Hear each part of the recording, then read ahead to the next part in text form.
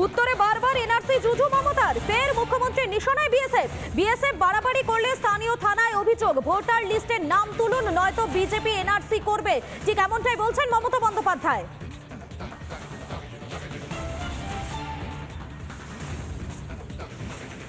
মনে করেন আপনার বাড়িতে কেউ অসুস্থ, আপনি তাকে ফিরিয়ে আনতে চান, তাদের ফিরিয়ে আনবেন, আর দয়া করে ভোটার লিস্টে তাদের নাম তুলবেন।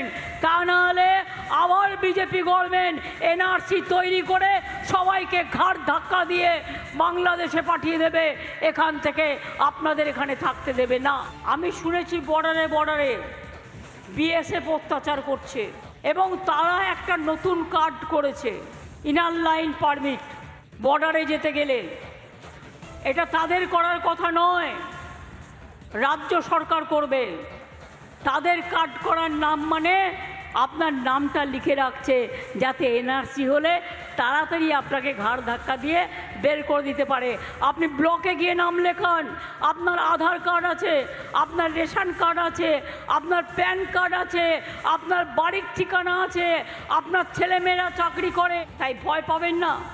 যদি কোথাও বিএসএফ বাড়াবাড়ি করে লোকাল পুলিশ স্টেশনে গিয়ে কমপ্লেন করবেন, এবং কমপ্লেন জেনুইন হলে আমরা স্ট্রং অ্যাকশান নেব।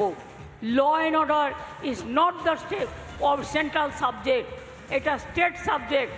মনে রাখবেন, আপনার জীবন নিরাপত্তা আমরা যতটা দিতে পারি কেউ দিতে পারে না। আপনাদের শোনালাম আজ মমতা বন্দ্যোপাধ্যায় তিনি ঠিক কি বলেছেন, তবে আজ নয় এর আগেও একাধিকবার রাজ্যের মুখ্যমন্ত্রীর নিশানায় ছিল বিএসএফ। উত্তরবঙ্গ সফর থেকে একাধিকবার মমতা বন্দ্যোপাধ্যায়ের নিশানায় ছিল বিএসএফ।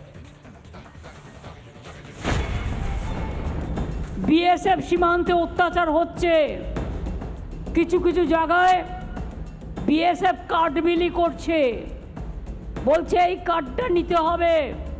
আমি ডিএমকে বলবো, যারা এপার থেকে ওপারে কাজ করতে যায় ইনার কার্ড পারমিট আপনি দেবেন, বিএসএফের কার্ড ওরা নেবে না।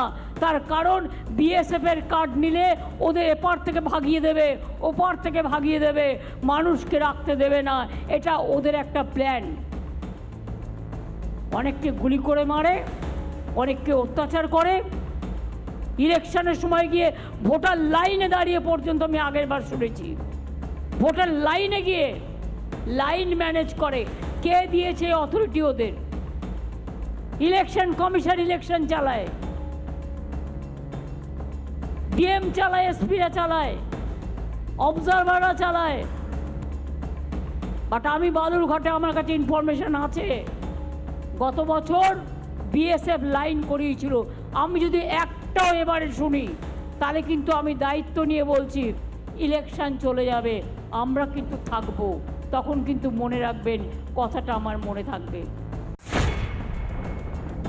মানুষ অত্যাচারিত, বিএসএফ সিদ্ধান্তে সীমান্তে আলাদা আইডেন্টি কার্ড দিতে চায়। মনে রাখবেন, বিএসএফ বর্ডার এরিয়ার ভেতরে ঢুকে আলাদা করে আইডেন্টিটি কার্ড দিতে চাইছে। নেবেন না, বলবেন আমার আধার কার্ড আছে, আমার রেশন কার্ড আছে, আমি তোমার 2 নম্বরই কার্ড নেব না। ওই কার্ড যদি নেন এনআরসিতে পড়ে যাবেন, আপনাদের সব বাদ দিয়ে দেবে।